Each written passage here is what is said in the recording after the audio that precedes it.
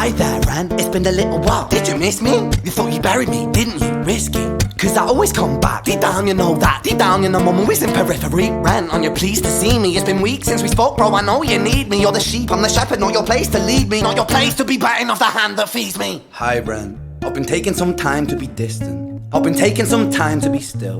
I've been taking some time to be by myself since my therapist told me I'm ill. And I've been making some progress lately, and I've learned some new coping skills. So I haven't really needed you much, man. I think we need to just step back and chill. Ren, you sound more insane than I do. You think that those doctors are really there to guide you? Been through this a million times. Your civilian mind is so perfect to always being lied to. Okay, take another pill, boy. Drown yourself in the sound of white noise. Follow this 10-step program, rejoice. All your problems will be gone. Fucking dumb boy. Nah, mate, this time is different, man. Trust me. I feel like things might be falling in place. And my music's been kinda doing bits too. Like I actually might do something great. And when I'm gone, maybe I'll be remembered for doing something special with myself. That's why I don't think that we should talk, man. Cause when you're with me, it never seems to help. You think that you can amputate me? I am you, you are me, you are I am we are one. Split in two, that makes one, so you see. You gotta kill you if you wanna kill me. I'm not leftover dinner, I'm not scraps on the side. Oh, your music is thriving, delusional guy. Where's your top 10 hit? Where's your interview with Oprah? Where are your Grammys, Ren? Nowhere. Yeah, but my music's not commercial like that. I never chase numbers, statistics or stats. I never write hooks for the radio, they never even play me, so why would I concern myself with that? But my music is really connecting, and the people who find it respect it. And for me that's enough, cause this life's been tough, so it gives me a purpose I can rest in. Man, you sound so pretentious. Ren, your music is so self-centered. No one wants to hear another song about how much you hate yourself. Trust me. You should be so lucky, having me inside you to guide you, remind you to manage expectations, provide you perspective. That thing you neglected, I get it. You wanna be a big deal, next Jimi Hendrix, forget it. Man, it's not like that. Man, it's just like that. I'm inside you, you twat. No, it's not, man, you're wrong. When I write, I belong. Let me break the fourth wall by acknowledging this song. Ren sits down, has a stroke of genius. He wants to write a song that was not done previous. A battle with his subconscious, Eminem did it. Played on guitar, Plan B did it. Man, you're not original, you criminal rip-off artist. The pinnacle of your success is stealing other people's material. Ren, mate, we've heard it all before. She sells seashells on the seashore. Fuck you, I don't need you, I don't need to hear this. Cause I'm fine by myself, I'm a genius. And I will be great, and I will make waves, and I'll shake up the whole world beneath us. That's right, speak your truth, your fucking god complex leaks out of you. It's refreshing to ask for you, say it instead of downplay it. Music is all about the creative process, and if people can find something to relate to within that, then that's just a bonus. Fuck you, I'ma fucking kill you, Ren. Well, fucking kill me then, let's fucking have you, Ren. I'ma do it, watch me prove it. Who are you to doubt my music? Cause I call the shots, I choose if you die. Yeah, I call the shots and so I choose who survives. I'll tie you up in knots when I lock you inside. Newsflash, I was created at the dawn of creation. I am temptation. I am the snake in Eden. I am the reason for treason, beheading all kings. I am sin, with no rhyme or reason. Son of the morning, Lucifer, Antichrist, father of lies. Mephistopheles, truth in a blender, deceitful pretender, the banished avenger, the righteous surrender. When standing in front of my solar eclipse, my name is stitched to your lips. So you see, I won't bow to the will of a mortal, feeble and normal. You wanna kill me? I'm eternal immortal. I live in every decision that catalyzes chaos, that causes division. I live inside death, the beginning of ends. I am you, you are me, I am you, Ren.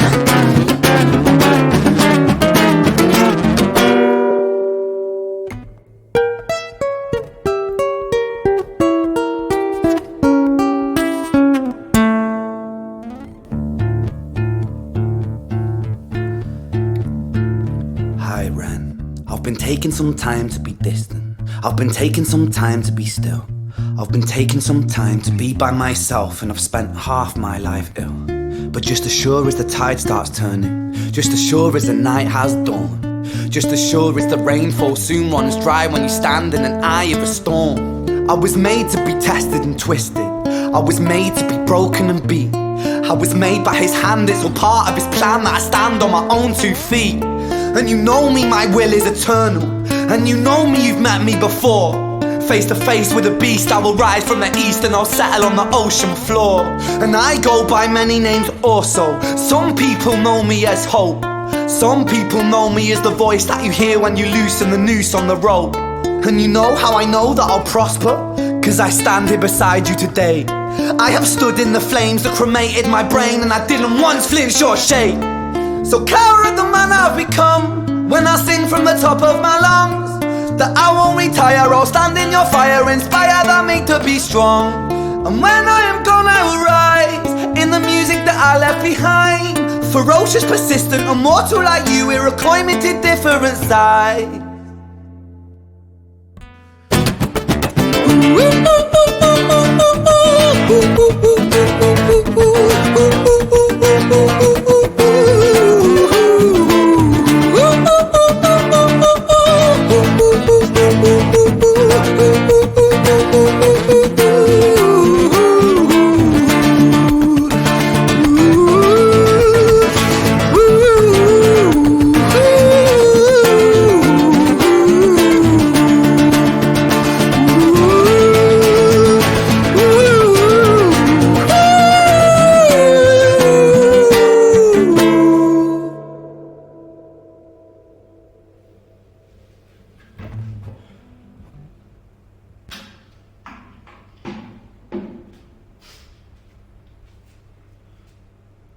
When I was 17 years old, I shouted out into an empty room, into a blank canvas, that I would defeat the forces of evil. And for the next 10 years of my life, I suffered the consequences, with autoimmunity, illness, and psychosis. As I got older, I realized there were no real winners and there were no real losers in psychological warfare. But there were victims, and there were students. It wasn't David versus Goliath. It was a pendulum, eternally swaying from the dark to the light. And the more intensely that the light shone, the darker the shadow it cast. It was never really a battle for me to win. It was an eternal dance. And like a dance, the more rigid I became, the harder it got. The more I cursed my clumsy footsteps, the more I struggled. So I got older, and I learned to relax.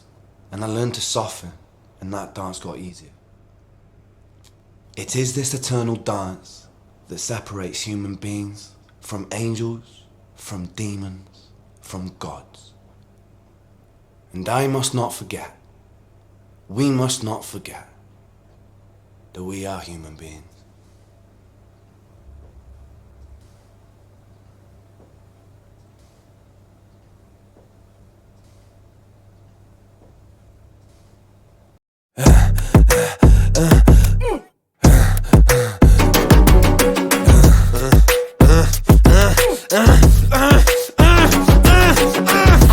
Thank you for coming in today. Thanks for seeing me. Looking at your file here, it seems there's a very apparent interplay with your emotional state and your physical body. Have you ever heard of the trauma response? I don't think so. Basically, our bodies can get stuck in a negative feedback loop. Our subconscious can repeat patterns from the past, which can have a pretty drastic downstream effect on our biology. Essentially, your mind is making you sick.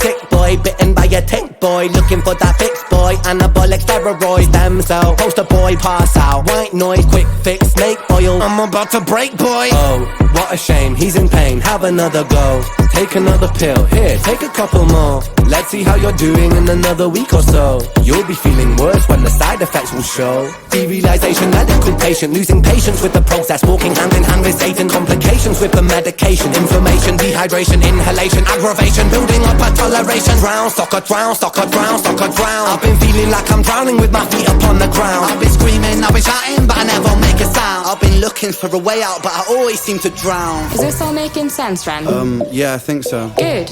What I propose we do is we try to pinpoint the exact experiences from the past that are keeping you stuck. What can you tell me about your childhood? I can't really think. It's okay if nothing comes up right away. What I'd like you to do is take some deep breaths with me. In and out. In and out. Good. Now tell me the first thing that comes to your mind. I feel like it's not me, it's the world that's it. We're given everything we need and we commoditize it. We consume, we destroy like we're parasitic. Science tells us that it's suicide and still we commit. I'm not sick, we are standing on a cliff in the name of progress. We jump off the precipice. I'm not sick, I'm the virus, you're the virus, hypocrite. How can you sit there with that smile on and tell me that I'm sick? Sick boy, looking for a fix, boy. Push it down in public, quick pose for the pick, boy. Record label meetings that commodify your gift, boy. Why you so upset? Don't you wanna be a rich boy? Fuck no, industry is cutthroat. I've been doing bits by myself, swimming backstroke, walking on a tightrope, rapping with a slit throat. The way that we persist is like the ending of a bad joke. As the people evolve, we're complacent to assailants and we do what we're told.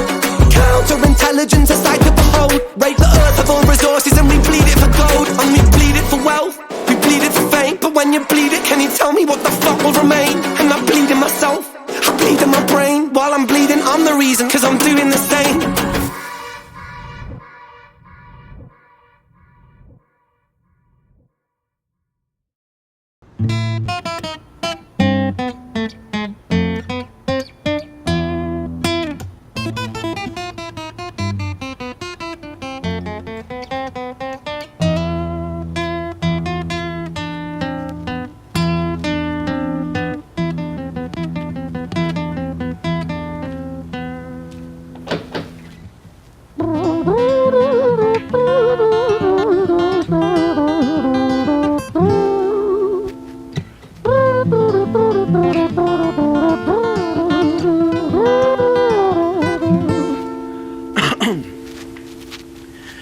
It was a quiet, dark night in an empty street somewhere in London City. Jenny walked alone, she was dragging her feet. She was heading back home to sleep. Well, she knew this town, she knew this floor, because she walked it about 1,000 times before she wanted to escape. Can you blame? Well, on the very same night, in a different place, there walked this hooded young youth by the name of James. He was 14 years old and out of his brain, he'd been smoking ganja with the boys. James, he grew up to be a kid of the street. His mates called him Screech, he was quick on his feet. He was a liar, a thief, at 14 years old, the devil had set his sights on his soul. As Jenny walked home all alone, she felt scared. Usually she was alright, but it was like there was something in the air. A divine intervention telling her to beware, maybe intuition bugging her and making her so scared. Sirens sounded in the distance to the beat of Jenny's feet. A symphony of the night that echoes crime on London streets. Jenny turns a corner, their eyes they meet. Our poor girl Jenny, a boy named Screech. Give me all your money, bitch, give it to me. If you cooperate, then you'll soon be free. I want your purse, your phone, don't fucking look at me. I mean it, bitch, are you listening to me? Jenny freezes statue like a lady shakes stalactite. Feel like liquid nitrogen in the dark night. She tried to find strength to move, but stayed as still as a statue in high-heeled shoes. What the hell you playing at? You playing games with me? I swear to fucking God, I'll slice the rosy off your cheeks. You think I don't mean it, girl? You don't know me. The last thing you see will be a boy code. Screech reached with the sheath of the blade, with the teeth that could bite through steel and slice concrete, and he swung possessed with the devil in his chest, and the statue she was turned to butter in her breath. It was a quiet, dark night in an empty street somewhere in London City. Jenny lay still on the cold concrete. She's found somewhere to sleep. Well, she knew this town, she knew this floor, 'cause she'd walked it about 1,000 times before. I guess that she escaped. It's such a shame.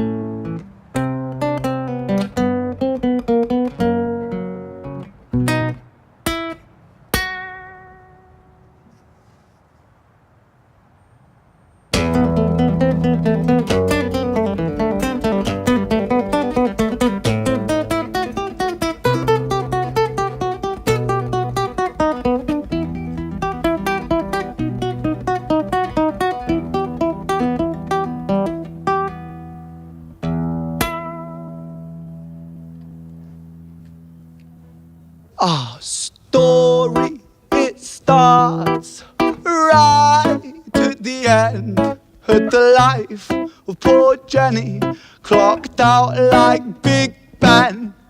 Dear Screech, dear boy, where did he go? He melted into the black night just like snow. Patrick, man, let me in, please open the door. I think I fucked up, Patrick, really fucked up, man, I'm not sure. I got crazy, left this lady lying still on the floor. I think I killed her, Patrick, come on, man, I can't knock no more. But Screech kept on knocking till his knuckles became sore. But there's no sign of Patrick down at number 54. No refuge for our villain, for the bitter hands of fate, with something far more sinister in mind that does away.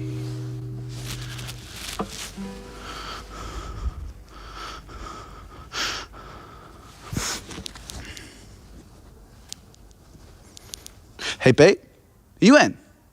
Nah, nothing really, I'm just a bit tired, listen. Can I swing around yours for a few moments? I just really miss you, babe. What the fuck do you mean you're busy? You fucking bitch! For fuck's sakes!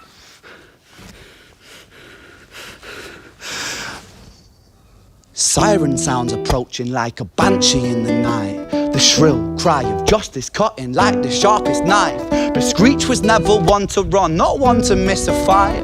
One hand upon his blade, he turned to face the blue lights.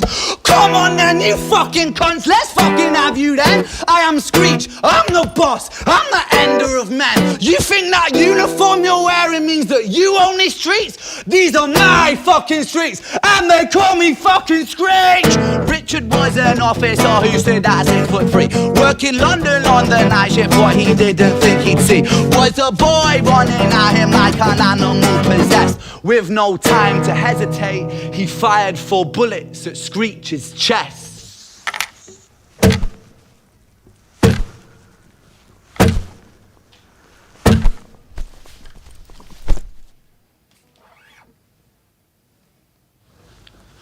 Our story, it ends right at the start. Young Screech and poor Jenny lying 1 street apart. An officer shaken by the boy that he claimed. 2 bodies lay lifeless, and it's such a shame. It's such a shame.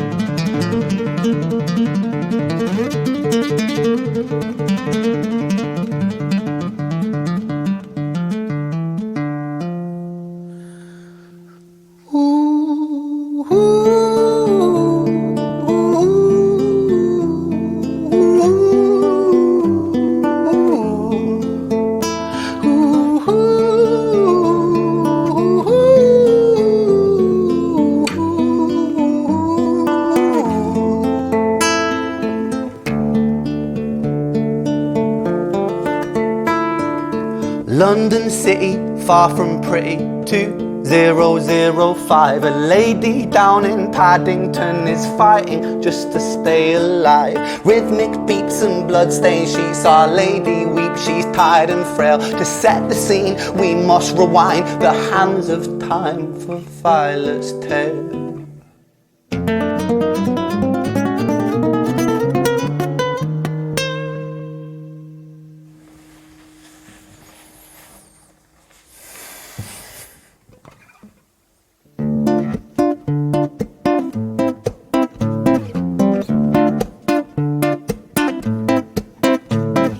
Violet was a silent girl, grew up with violent starts. Her mother was a drinker and her father was a bastard. Every night he took her tie but never left the room. I'll spare you with the things he did, I'm sure her mother knew. Violet was a silent girl, she moved out at 16. A semi-detached council flat, paid for by a welfare scheme. Packing shelves at Tesco, stacking jars like pickled bricks. She met a boy named Stevie and he was a little prick. Violet was a silent girl and Violet she fell fast. See, Stevie was a wrong un, but he sure knew how to charm her. Every night he took her tie but never left the room. History repeats itself, he'd paint her black and blue and dark. She never stood a chance. The devil comes to dance. Violet, why are you always so quiet? On her bedroom door and he's irate. He's been drinking and smoking, he's up late. And he stands by her bedside, she shakes, but her eyes stay shut. You fucking slut, I know you're up. And he pinches her eyelids and folds them up. Violet, why are you lying to me, Violet? She stays silent, things turn violent. That's the sound of his fists when they fall like a crashing pilot. Hit like hailstones, one to the collarbone, full force, full blown, blood's black bone, crack, knick, knack, paddywhack, one to the jaw when the tooth spat, detached fist connects and disconnects a bone. A quick deflect to misdirect the blow, but nonetheless his punches met her throat. Such a mess he's left her bruised and broke. Violet, why you always so silent, Violet? Why you such a little liar, Violet? Do you think I wanna do this, Violet? In character, she stays silent. Well, say something, Violet. Silence. Fucking say something, Violet. Silence. Wait. Say something, Violet. Not one word. She stays quiet.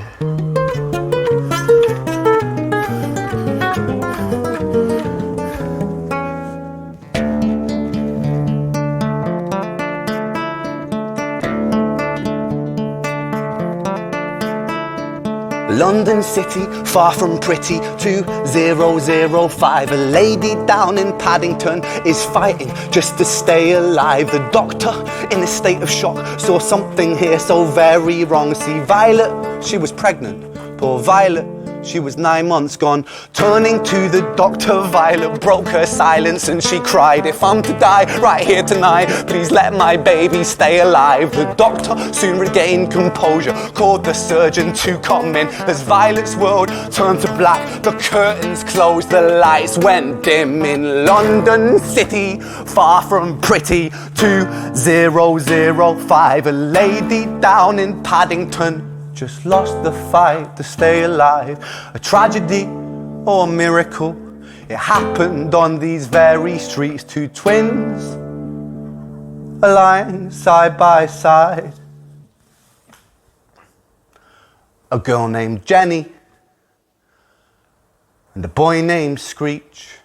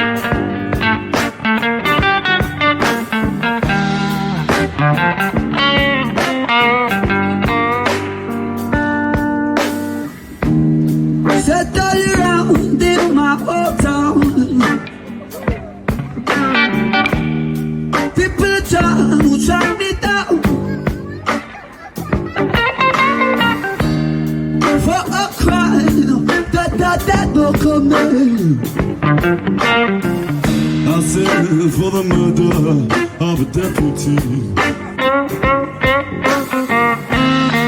For the life of a deputy. Well, I said,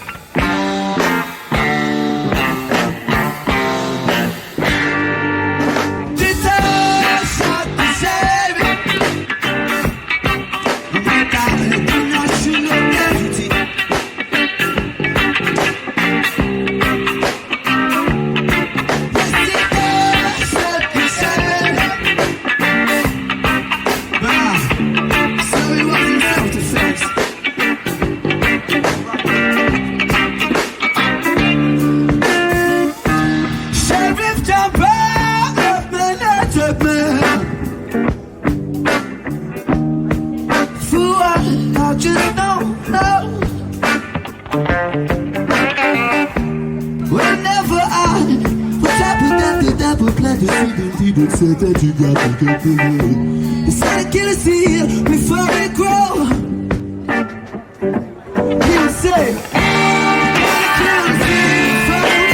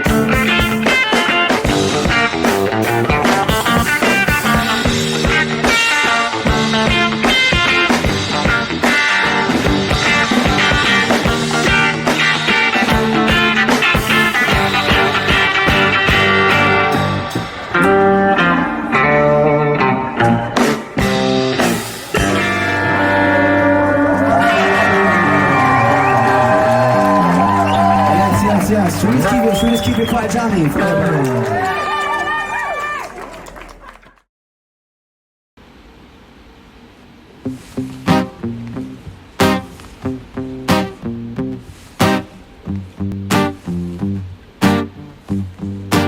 It's a strange time we're living in. War can put fear in. Hierarchy parties, they make us feel inferior. Greed runs through Parliament interiors. Devils walk among us, they fit the criteria. Eerie theory, stripe, fearing, weary-minded men when we're clearly living in dictatorships. Nearly blinded by illusions to choose who's fooling who. A ball chained to your shoes on pain. It's a crying shame. The pursuit of our own wealth lights a flame that makes greed a game that lets this whole war burn. As the world turns, the whole world burns. But money was invented for trade, but now those bits of paper twist hearts, make slaves, turns a saint into a sinner, a child into a killer. his finger on the trigger of a money game. Oh, rain, rain, rain, rain, a storm it comes our way, and those who rise through distorted lies, poison in the veins, but we like to point the blame, blame, blame, blame. It's easier to blame, but point the mirror at ourselves. We're all part of this old money game. Stop.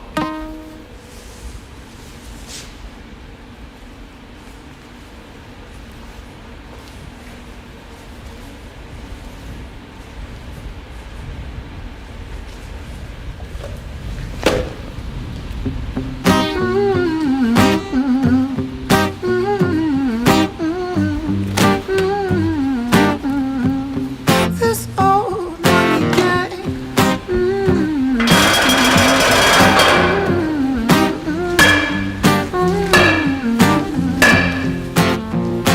Dear Mr. President, it's evident that everyone's a resident of fear when they support these ideas to keep us separate, when they make us believe that everybody is coming to terrorize you in the streets. They say badly through gritted teeth, that's my right to hate, that's freedom of speech.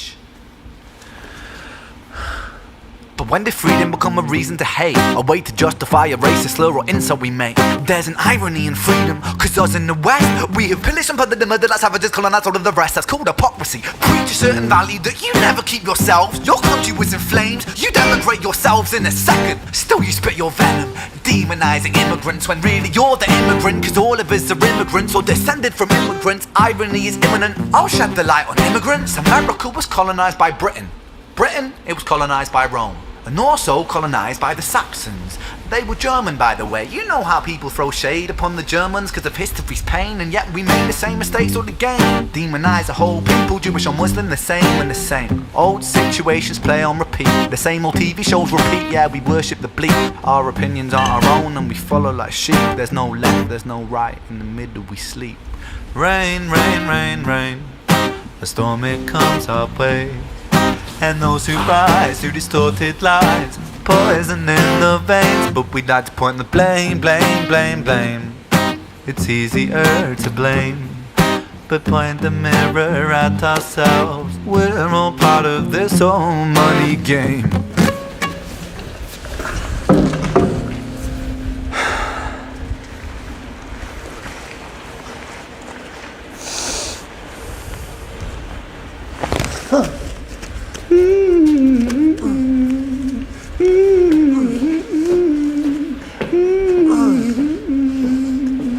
This old money game.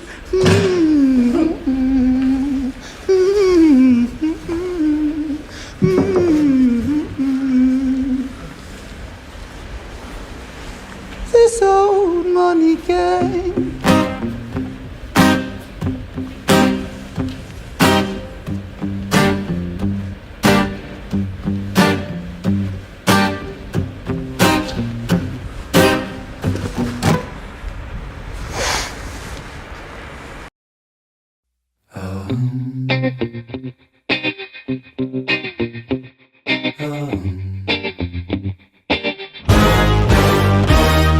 Strange time we're living in, panic and hysteria. Poor man learn, the rich man don't care for your narcissist mindset spread like malaria. Sit back and watch the show. America, Britain split through fickle shit. A government of hypocrites. These counterfeit politicians sit in parliament, not adequate. Come on. Needlessly bleeding, resources all dry. Turn a blind eye if it means a pay rise. Oh, what a shame it would be, I would die If number 10 Downing Street burned in a fire.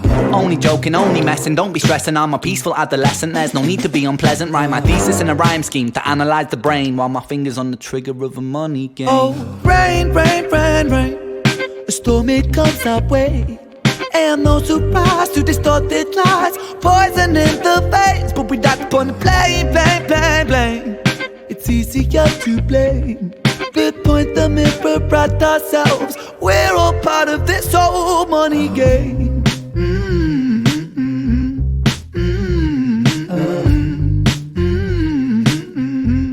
This old money game.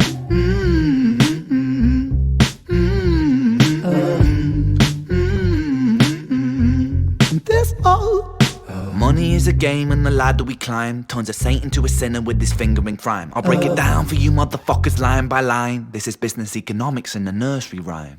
She sells seashells on a seashore, but the value of these shells will fall due to the laws of supply and demand. No one wants to buy shells cause there's loads on the sand. Step one, you must create a sense of scarcity. Shells will sell much better if the people think they're rare, you see. Bear with me, take as many shells as you can find and hide them on an island. Stockpile them high until they're rarer than a diamond. Step two, gotta make the people think that they want them, really fucking want them. Hit them like Bronson. Influencers, product placement, featured primetime entertainment. If you haven't got a shell, then you're just a fucking waste man. 3, it's monopoly. Invest inside some property. Start a corporation, make a logo, do it properly. Shells must sell, that will be a new philosophy. Swallow all your morals, they're a poor man's quality. 4, expand, expand, expand. Clear forest, make land, fresh blood on hands. 5, why just shells? Why limit yourself? She sells seashells, sell oil as well. 6, guns, sell stock, sell diamonds, sell rock, sell water to a fish, sell the time to a clock. 7, press on the gas, take your foot off the brakes, then run to be the president of the United States. 8, big smile, make big wave, that's great. Now the truth is overrated, tell lies out the gate. 9, polarize the people, controversy is the game. It don't matter if they hate you, if they all say your name. 10, the world is yours, step out on the stage to a round of applause. You're a liar, cheat, a devil, a whore, and you sell seashells on the seashore. Rain, rain, rain, rain. A storm, it comes our way. And no surprise to distorted lies. Poison in the veins, but we not upon the blame, blame, blame, blame. It's easier to blame. We point the mirror at ourselves. We're all part of this whole money game.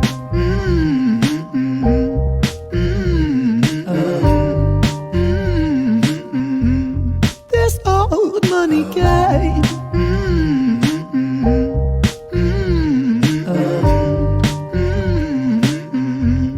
This old.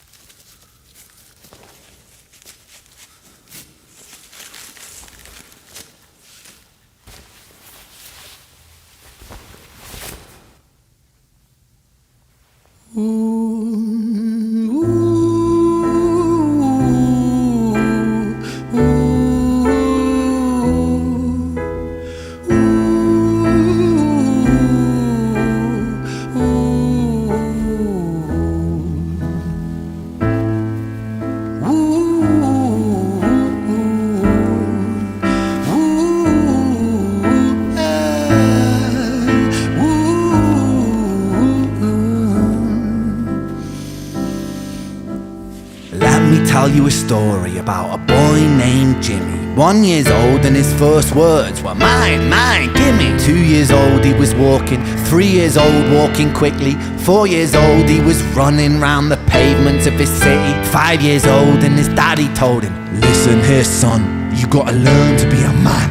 A man, he works for what he wants. 6 years old and he's reading, writing, top of the bunch. And when he's 7, his progression made him student number 1. 8 years old and he's praised for unusual grades. 9, his parents paid for private school to nurture the flame. 10, 11, 12, 13, he ascends and ascends. His daddy tells him, son, money is the means to all ends. 14, solving complex mathematical equations. At 15, IQ 150, still elevating. 16, he develops complex software code that detects weaknesses in cybersecurity protocols. 17, and he sells his vision, keeping the share. Not yet an adult, but he's practically a millionaire. 18, and his daddy tells him, now you're a man. This world don't give a damn about you, so take all that you can. 19, he turns a profit, stocks and shares, invest in product. 20, double down deposits. 21, his income rockets. 22, he learns that truth is just an obstacle to wealth. If you manipulate the data, then a lie will sell itself. 23, a life of luxury, crystal and cocaine. 24, he makes the Forbes list, they're applauding his name. 25, and his daddy tells him, listen here son, while you're sitting in that palace, that don't mean that you won. 26, a business shift, he switches business to arms. He's 27, dealing nuclear and shells in Iran. 28, inside the Senate, money bought him a seat. He's 29, a role of counsel in the president's suite. Now he's 30, his daddy says you're losing the race. You're just a servant to the king, not even in second place. 31, a big maneuver for his daddy's approval, moving imports over borders from the exports out of Cuba. 32, moving grams, growing kilos to tons. He's 33, filling warehouses with powder and guns. 34, turf war with nobody to stop it. Blind eye from the popo inside of his pocket.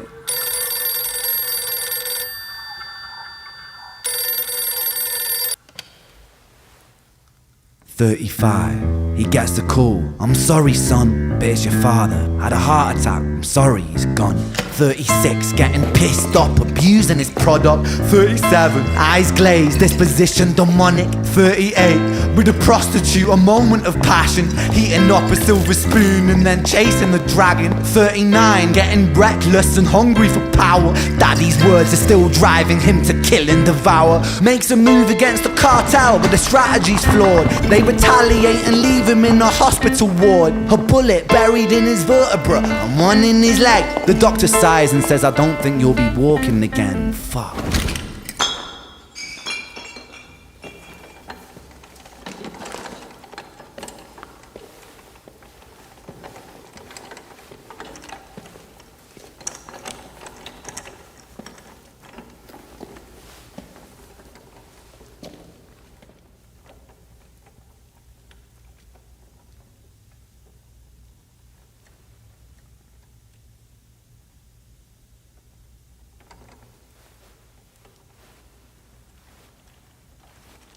Let me tell you a story about a boy named Jimmy. He was 40 and he cursed the words, mine, mine, gimme. 41, he wasn't walking. 42, not walking quickly.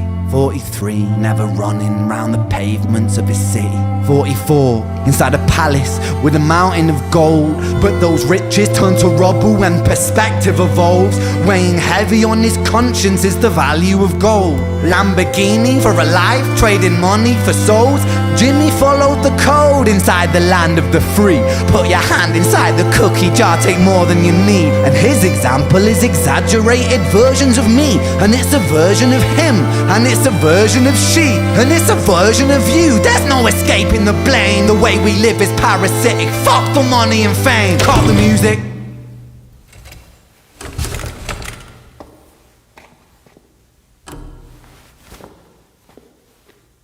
This isn't entertainment, this is real life.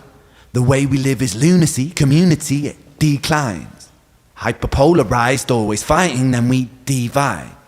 Truth is less important than the money that we designed. Money's an invention, politics from our invention. They all come from people's ideas. Did I mention? Border's an invention, law and order fuel the tension. It leads to people killing each other. My solution?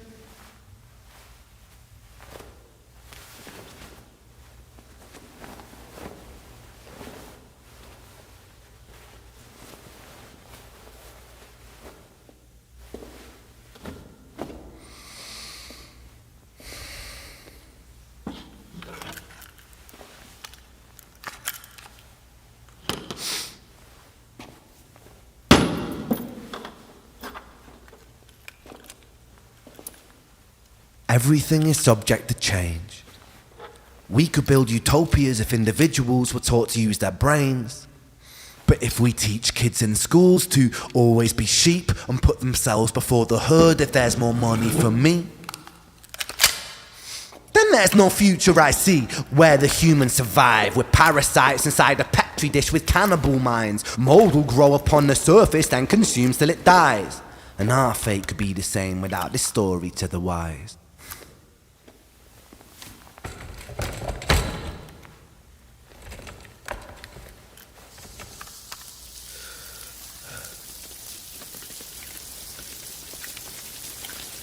"45. Jimmy comes home out of the rain, soaking wet upon a wheelchair, drinking again. He is everything he wants, he is fortune and fame. He's a fortunate fool with an unfortunate fate. With a 45 caliber aimed at his brain. 45 a fitting number cause his age is the same. Here's the words of his father, it's such a damn shame. Then he presses on the trigger of a money game.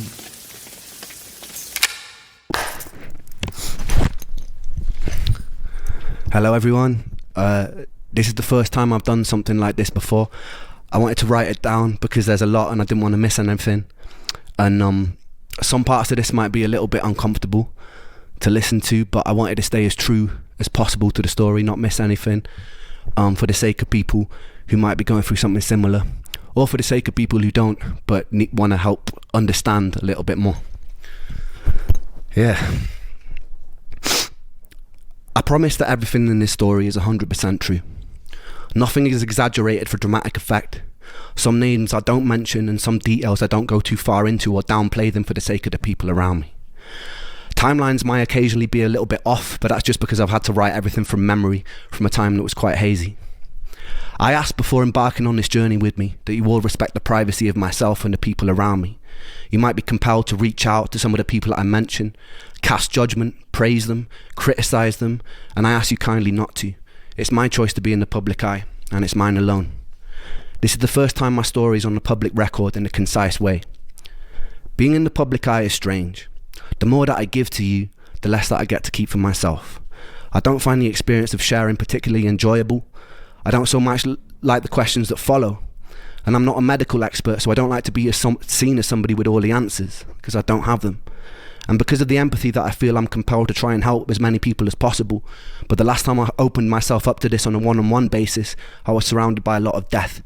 And there simply weren't enough hours in the day. So I ask you, if you need support, please reach out to a professional or use my music as your companion. I share my story in hopes that somebody who needs it finds it, that it provides hope, that it might ease the suffering for the people like me. I like my solitude, so I ask that anyone who respects the work I make and respects my contribution to the world to respect my solitude.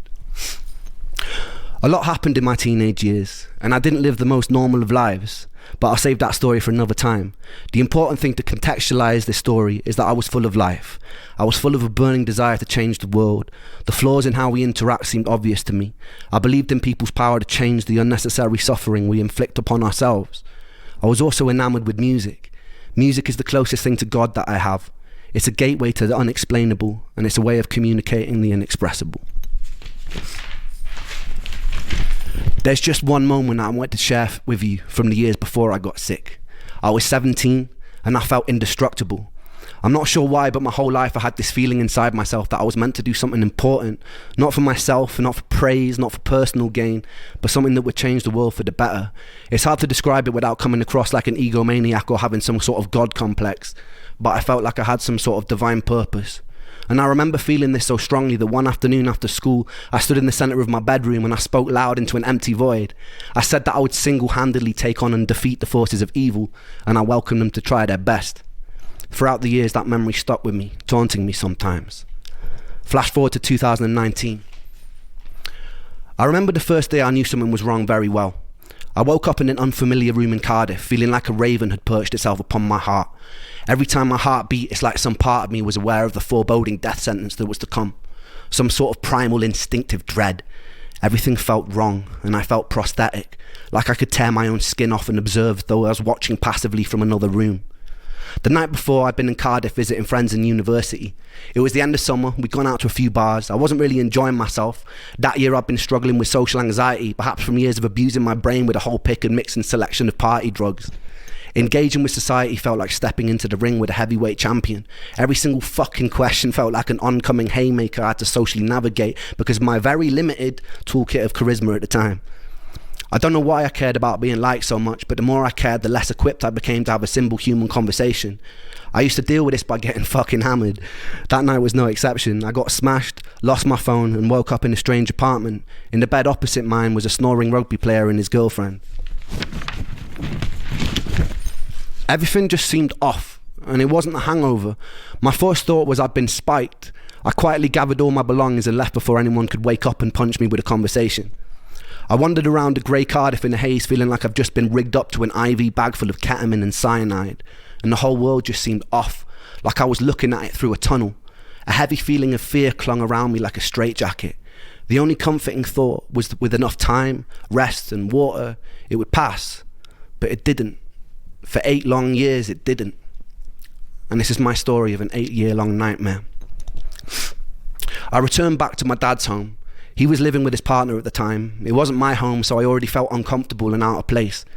These unusual symptoms persisted. I figured I'd caught some sort of virus and I'd get better with time. But by the end of the week, things were a lot worse. I took myself to the doctor and he said he thought it sounded viral, that if I went home and got enough rest, it would eventually pass. And it didn't. For 8 years, it didn't. I returned for my second year of university. My brain was full of fog and my body felt poisoned. There were intermittent days where I felt like a hollow suit of skin. I'd sit in lectures unable to focus and was devoid of any sort of personality. I'd be able to have basic conversations, yeses and nos, but I was stripped of the ability to think spontaneously. It's like my body was taking up so much processing power being sick that I could not have original or spontaneous thought. The most peculiar thing about this was there was a me that was aware that this was all happening and was observing it from outside of myself, locked out, screaming silently, banging on the walls of my mind to be let in, and never successfully. And nonetheless, there I was, like a ghost haunting myself. My usual routine was getting home, running a shower and curling up into a ball to cry underneath the running water, not understanding what was going on. I brought myself to the doctors numerous times during this period, requesting every blood test they'd let me have, often being dismissed and told things like stress from university can cause strange symptoms. But how come no one I knew in university could relate to this? Eventually I was put on a 6-month-long waiting list to see a mental health specialist who did a short 1-page questionnaire and wrongly diagnosed me as hypercycling bipolar and put me on a course of citalopram. After a few weeks it stole my ability to sleep. I was told to stick it out and it would level out and eventually I'd feel more like myself. I stuck it out and I got worse, and I pulled myself off it after 2 weeks in a row of sleepless nights and insomnia.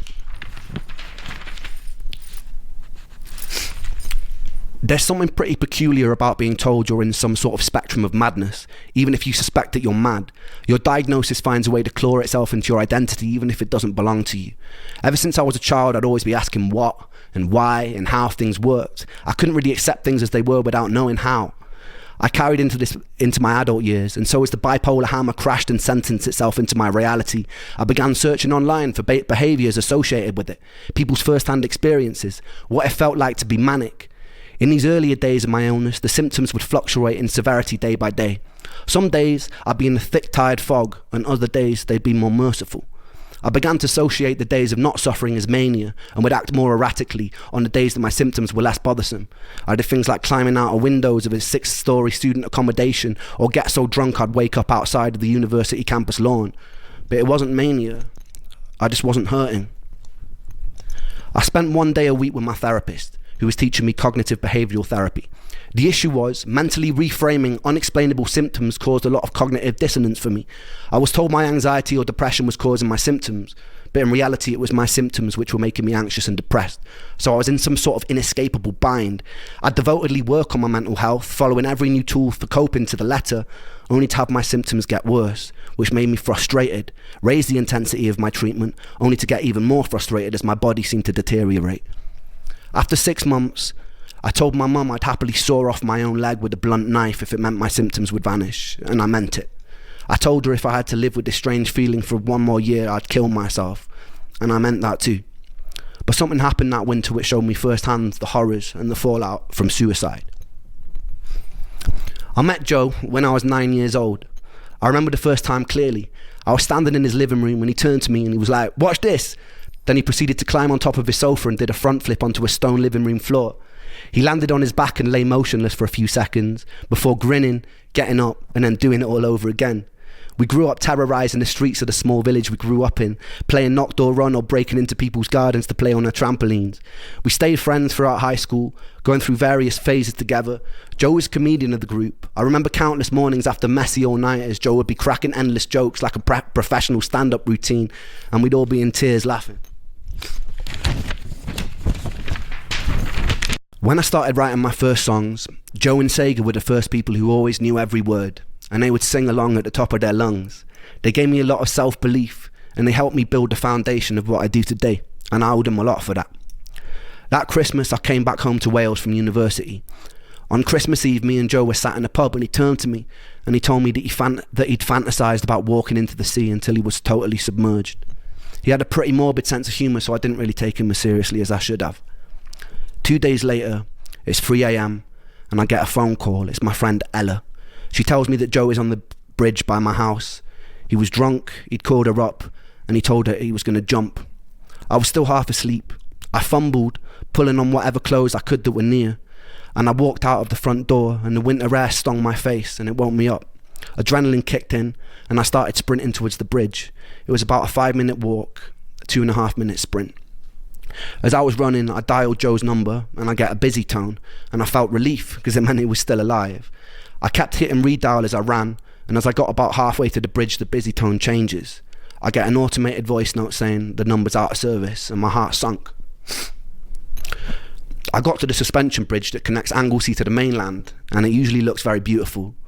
I sprint up and down the bridge yelling Joe's name, and there's silence, and it's deafening. And I peer over the bridge into the blackness, and the bridge sits about 100 feet above the water. Hitting cold water at that height is like smashing into concrete.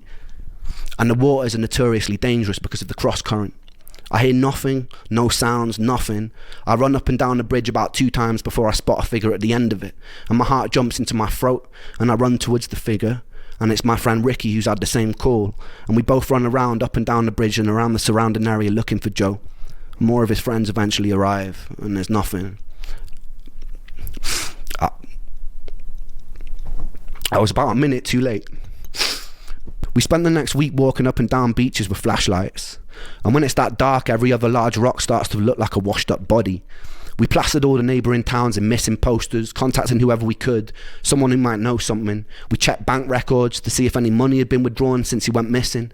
There was CCTV footage of him walking onto the bridge, but there wasn't any of him coming off. But there were dead zones in the footage, so there was still a small chance he could be alive. I was sleeping about 3 hours a night, pretty determined that we'd still find him. For about 10 days we had nothing, and then suddenly a call comes through while we're all at my friend Miles's house having food. It's the police. A body had been found in the water by the bridge. We piled into my friend's car. I remember being in the back seat in floods of tears, repetitively punching the back of the passenger seat as we drove to the scene. As we pull up, I saw a lifeless body being zipped up into a green bag near a parked ambulance. Its skin was bloated by the seawater, and it wasn't Joe. Someone else decided to jump that day. Joe was never found. It's difficult to truly let go when you can't say goodbye. For months following, I held on to this fantasy that we'd get a call that he'd run away to some European town and he was happy and he was healthy. But that call never came. The time during his inquest was also around the time I was struggling with the side effects of a new antidepressant.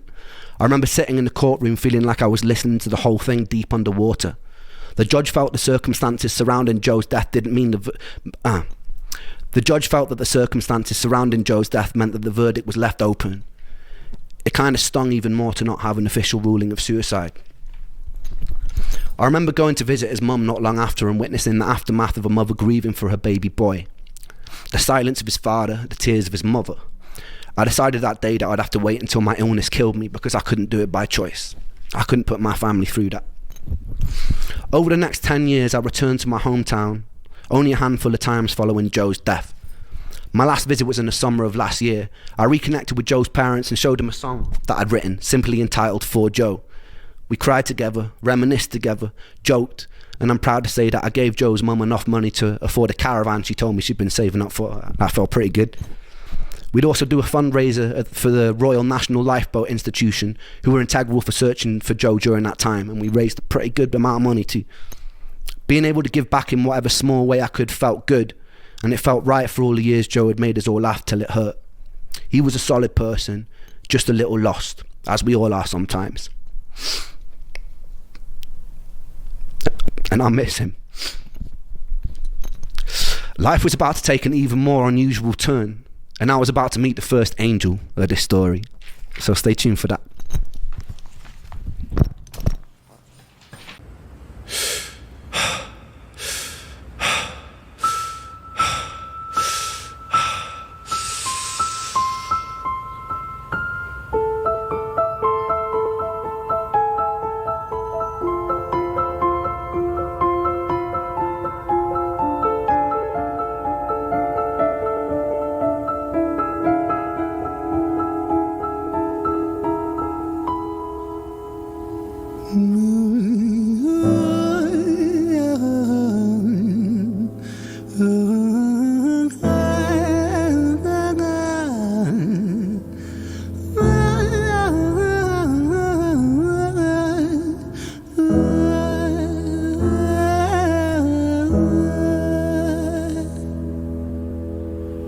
It's hard to take off from the ground when your wings are cut. Your stomach burns when you're drinking from an empty cup. You know the entire ocean came from my tear ducts. I see the world through Fibonacci sequences and double Dutch. I guess there's some that's born lucky, there's some that's not. I tried to cut away my bitterness, hatchet job. I locked my youth inside the trunk, inside a pickup truck, then dumped that whole thing over that same bridge the night you jumped. I think about that sometimes, vividly. What it felt like to look down and see tranquility. One sudden movement in a world of possibility. Only one movement to expose our fragility. I fucking miss you, and I miss myself. I miss thinking we were indestructible as hell. I miss chilling by the pier cave and kicking back with Callum, Hugo, Justin, Sega, Stevie and the fucking lads. I miss missing that. I numb myself to close the gap. I never even call them up. Distance is my plaster cast to tell the truth. The day you jumped, my childhood jumped too. But I still can't find the anger. All I find is missing you, man, I miss you. With all my rhymes, I picture running 5 minutes quicker, I'm right on time. I picture pulling you back over the edge and then we're crying, and holding you, my brother, and telling you that it's fine, not the way that it worked. I was late like a jerk, there's not a day where I can find a way to break from the hurt. Your body missing, so we never got to wave to the hearse. I hope you're listening, I love you, man, I miss you, absurd, fuck.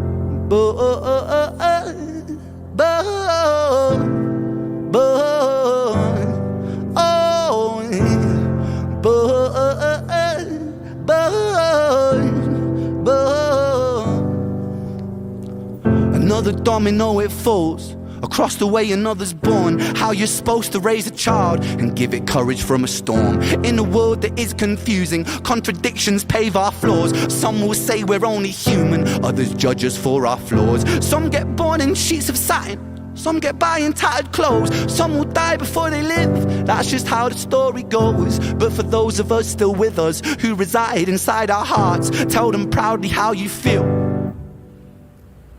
And for those of us who aren't, freckled angels stand strong, freckled angels live on, freckled angels climb higher, freckled angels still inspire, freckled angels won't forget you, teach me to live my life better. 13 years and still I miss you, now my wings are missing feather, otherwise I'd come and join you. But for now I'm here on earth, stuck inside this mortal body, but for everything it's worth. Made me braver, made me wiser, made me stronger, made me true, made me face the world with courage, and that's all because of you.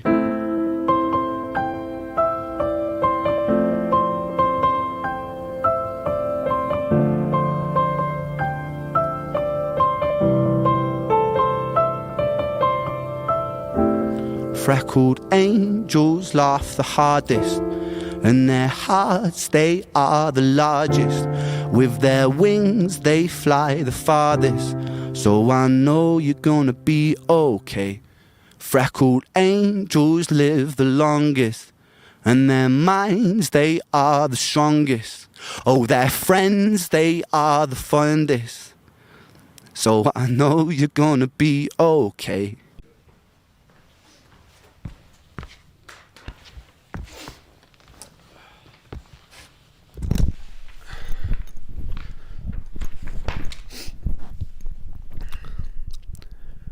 A year of living in a nightmarish purgatory does strange things to your psyche.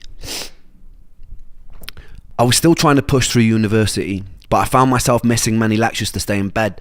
I started noticing more unusual symptoms creeping in, a strange buzzing sensation in the soles of my feet. My vision started looking like fuzzy television static, something that I later learned was called visual snow, something with no known origin. My calf muscles started constantly twitching and spasming. At any moment they wouldn't go longer than 20 seconds without twitching, and that can drive you a bit nuts. All these symptoms I still live with to this day.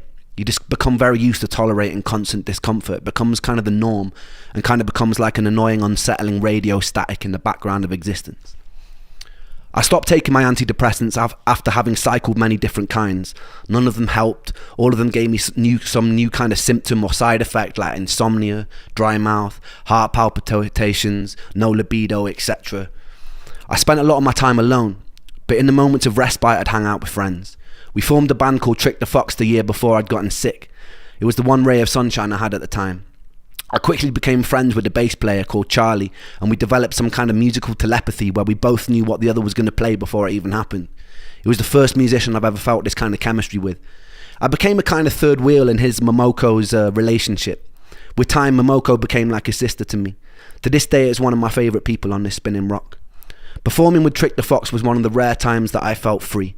There was something about the duty of having to entertain others that let me escape the physical limitations of my own sick body, even if just for a moment. I usually pay for it the next day with what can only be described as an energy hangover where I'd be stuck in bed all day, but for me that was worth it. Those days I was still fairly functional. It was around this time I started losing faith in the medical industry. The more appointments I'd go to, adamant that something was wrong, the more of a hypochondriac they treat me as. Medical gaslighting is a real thing with chronic illness. They chalked me down as someone who was always requesting blood tests, and my mental health diagnosis probably didn't help that. Strangely, they never tested me for any kind of pathogens. I decided to embark on a precarious journey into the Russian roulette chamber of Dr. Google. I would type in the most predominant symptom of the day, and Dr. Google would tell me that I have a rare disease and I'm probably going to die. With time, I sharpened my search engine axe and refined what I was looking for. I dived headfirst into the abyss of online support groups, hoping to find solace or answers amongst fellow sufferers. We were like crabs in a barrel. Very rarely someone would find their silver bullet and announce what it was that cured them. Hundreds of people would follow their protocol, some with mild success, but most of us will still remain trapped. I joined as many online support groups as I could. It was a bit like the beginning of Fight Club, except instead of faking conditions to feel accepted, I was desperately hoping I had those conditions so I could cure myself and get the fuck out. I convinced myself I had conditions like candida, magnesium deficiency, parasites, adrenal fatigue, heavy metal poisoning, etc. At the time, I felt like I was single-handedly keeping Jeff Bezos in business. While most students were spending their student loan on drinks, I'd spend mine on the supplement or protocol of the week. I'd follow whatever herbal or supplement protocol was suggested, sometimes noticing mild improvement and sometimes getting a lot worse, most of the time feeling nothing. A story would pop up on one of these groups like, after I did a 30-day parasite cleanse of wormwood, cloves and garlic, all my symptoms disappeared. I'd read a story like this, get full of hope, and put myself through a grueling 30 days, which would often result in a worsening of symptoms. My body felt even sicker and weaker, but I'd stick it out because I was told that this was a good sign. The parasites are dying. I peered into the toilet bowl and valiantly waved goodbye as I flushed their imaginary corpses into a watery abyss. At the end of the 30 days, I'd be left with a lighter wallet and all my symptoms still remaining. And if that didn't work, I'd move on to what was next. Maybe I have seasonal affective disorder. Alright, so I'd get on the internet, order a light, stare at it for 10 minutes a day, and to my big fucking surprise, still have all my symptoms. The only thing that light illuminated for me was that I was desperate enough to buy a glorified table lamp. I kid you not when I say that over the years I probably have taken nearly every dietary health supplement known to man. One of the most grueling self-treatment courses came when I did a round-the-clock heavy metal chelation.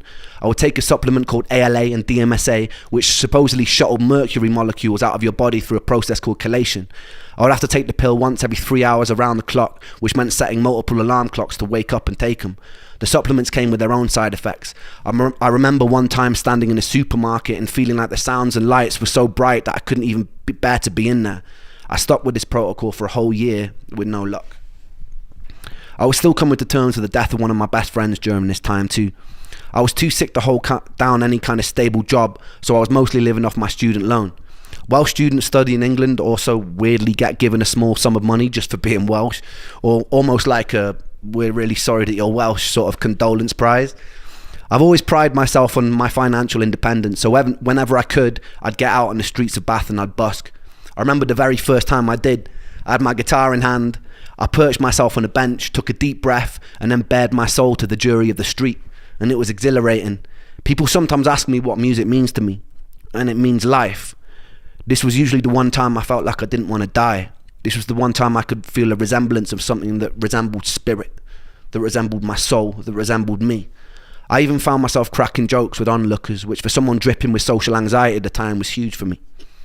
It was March, roughly 3 months after Joe had died, and I was sitting on a bench in Bath with my guitar singing into a busy street. And this is when I would meet the first angel of this story. I'd see 2 more angels years later, one in the guise of a homeless man, one a doctor cheating death in the Beverly Hills clinic, but that bit will come a little bit later. The angel was walking on the opposite side of the street with a mother. They both stopped to watch me for a moment. I saw her mum whisper something to her. The angel turned bright red and she giggled and they shyly approached. We got talking and the angel asked where I was from. I told her that I grew up in Wales in a small village that was once described in a local newspaper as being worse than an Iraqi war scene. I told them they would have never heard of it. They looked surprised and they said they had family there. I asked which part and it turned out to be the village that I grew up in. Since you can basically count a population of 2 intergenerationally bred mutated hands, I asked who they were, and it turned out that angel happened to be Joe's cousin. This encounter was always a foundational moment of serendipity in my life. In the years that followed, I took serendipitous occasions to mean I was in line with my purpose. Sometimes I felt like I'm following a script. It's just that I don't know the words or actions until they actually happen. But in moments of serendipity, I feel like they are playing out exactly as they were meant to. It was quite a bizarre moment for me that hundreds of miles away by chance this angel would be related to my lost friend. Upon learning who I was, they invited me back to theirs for a cup of tea, and I accepted and I fell in love. It was really good tea. That week, the angel took me to a favourite botanical garden and she pointed out a favourite flower. So that night, true story, I dressed in black, broke in by climbing over the fence, dug up the flower and presented it to her the next day. She called me insane, but it's safe to say that angel ended up being my first serious girlfriend. It was a weird kind of relationship. We both shared an unusual trauma for people who were so young, brought together by a tragedy. Even though sometimes I feel like she might have hated me at the time, I was convinced like it was some sort of Shakespearean fate that had brought us together. A morbidity that birthed light, that it couldn't be anything else. It felt like divine intervention. She was pretty troubled in her own way, and I was very troubled in mine. But in between the sludge of dealing with the constant symptoms, it was beautiful. That summer, her parents took us to Centre Parks, which is a posher version of Butlins, if you don't know, where they paid for all the activities and meals, and they let me do whatever I wanted. Coming from a poorer family, I wasn't really used to being spoiled to that degree, but I figured I'd just roll with it. One morning while I was there, I got a call from my friend Sega, and he sounded pretty mixed up, so I asked him what was wrong. He told me that there was no easy way to say it, but one of my other best friends, Callum, had died. He'd gone cliff jumping in the same cliffs we used to jump off as kids. The sea was particularly choppy that day, and he caught a cross current and he started to drown. Another guy that he was with had jumped in an attempt to save him, and they both drowned. The first day I met Callum, I was 11. He was in a year above me in high school and used to walk around with these massive baggy bright orange jeans. He hung around with all the goth kids and I thought they looked super cool. So the next day I painted my nails black and fashioned a necklace out of a severed extension cable from an old VCR machine. I infiltrated the group and I gained their trust. Not long after, me and Callum were friends, wandering around beautiful Welsh countryside looking for the most scenic places to smoke weed. We stayed friends throughout high school and I truly loved him. When Callum died, I couldn't properly grieve. I felt weirdly numb after losing Joe. I'd often feel guilty for my inability to cry at the time.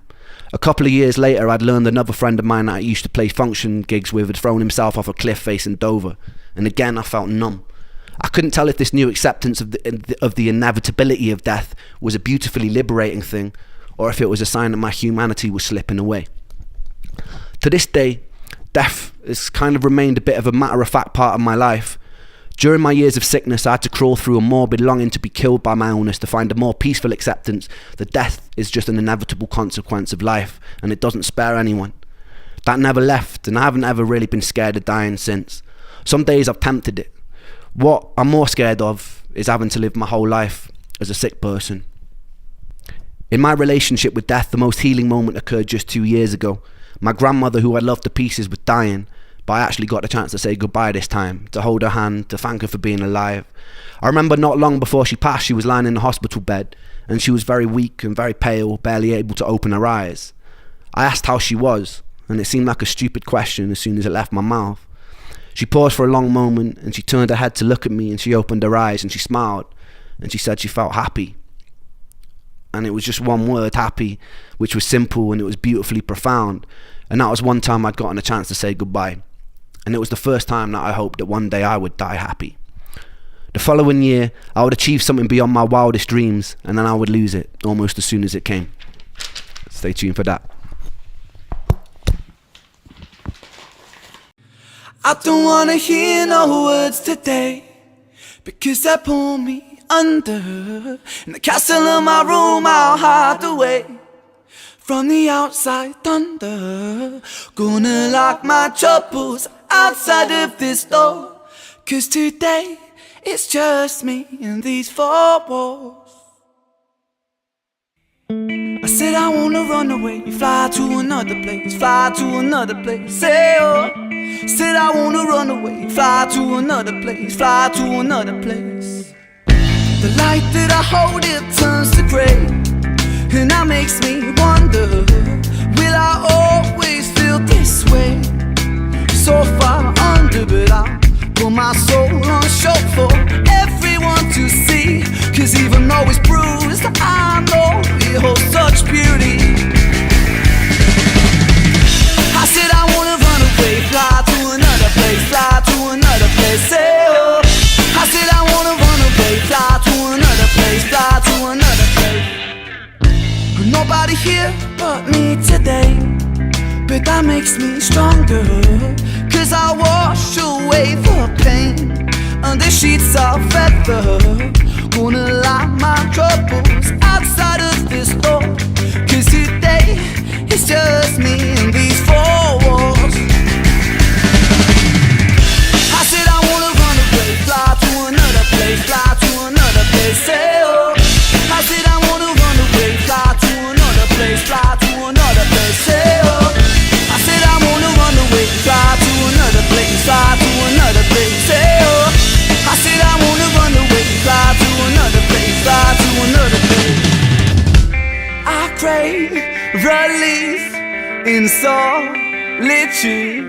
I search for peace, but pain pursues. Please something, just free me, give me some truth.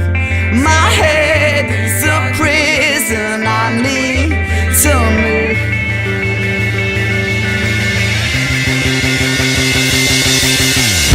I said I wanna run away, fly to another place, fly to another place, say oh.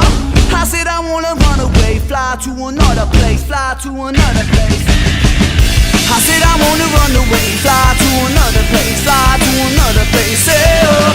I said I wanna run away, fly to another place, fly to another place. I said I wanna run, I said I wanna run, I said I wanna run, hey oh. I said I wanna run, I said I wanna run, I said I wanna run, hey oh.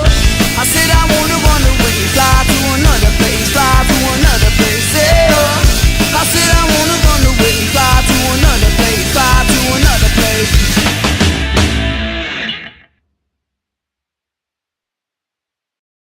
My therapist was scowling at my weekly anxiety and depression scores like a detective trying to crack a particularly stubborn case. There were no signs of improvement, and the scores followed no real measurable pattern that were consistent with bipolar. After nearly 2 years of talk therapy and taking enough medications to fill a pharmacy, he sat down with me and he dropped the bombshell that he didn't think that I had bipolar. In fact, he said that he didn't think that I had depression at all. And it was a very odd thing to be stripped of an identity in an instant. The reality was that a 20-minute in and out consultation 2 years ago led to 2 years of swallowing pills that I never needed and devoting so much of my time to managing the condition that I never actually had. The emotions inside me swirled around like a mismatched soup. On one hand, I was full of anger and I was bitter about the whole situation, but I was also hopeful that this new path could offer me the relief that I desperately needed. He told me he was going to refer me to an ME clinic in Bath. I'd never heard of it before, but instinctively true to character, I started researching it online as soon as I got home. Apparently, ME is the medical equivalent of a choose-your-own-adventure book, with tiredness as the only consistent plotline. There were no universally accepted reasons as to why the fuck it existed in the first place. It seemed it was largely accepted to be a post-viral condition, but that was all speculative because there were no clear consensus in the medical community what ME even was. The defining characteristic was a tiredness that wouldn't go away with rest. I could relate to this. In fact, I could more than relate to it. For anyone lucky enough to have not have experienced this, if you want an idea of what it's like, force yourself to stay awake for 3 nights in a row. During this time, eat the food that makes you feel terrible, and in this sleep-deprived state, exercise until your muscles give out. By the 3rd day, you'll have a small insight into living with this condition. During the years post-stem cell transplant, where I recovered a lot of my health and functionality, I remember getting COVID and thinking it was a walk in the park compared to the first year of my illness. The difference was COVID lasted about a week. The thick of my illness lasted 8 years, and it only was getting worse. I pinned a lot of hope on going to that first visit at the ME clinic. It was a 6-month waiting list, God bless NHS wait times, but I felt excited to be surrounded by people who would understand me, where I could climb out of this nightmare, but my hopes were pretty quickly crushed during that first visit. I remember walking into a space that looked like a disused classroom where a bunch of people on chairs were sitting around in circles like Alcoholics Anonymous. I could feel a sense of camaraderie and that we all felt like dog shit. We were all confused and we were all desperately wanting to feel better. I believe at the time I was probably the youngest in the group. The group leader waddled in and handed us all a booklet that looked like a school timetable. She then sat us down and told about this new revolutionary technique called pacing, where you write down and track everything that you do in a day and then you do it less. And then with time, do it more again. The theory being that you have a limited bucket of energy compared to normal people and you need to protect that and gradually push it. I thought this sounded pretty stupid, so I raised my hand. I told her about the pain in my body. I told her that my muscles twitched constantly. I told her that my bones ached. I told her that my mouth was dry. I couldn't focus. That some days they'd be without mercy and I'd be trapped in bed for the whole day. But the days that I wasn't, I wanted to make the most of it. I wanted to breathe the air and I wanted to live. She told me she understood it's hard, but she didn't really offer more than that. She just pointed at the booklet and told me to follow it. I asked her about things like heavy metal poisoning,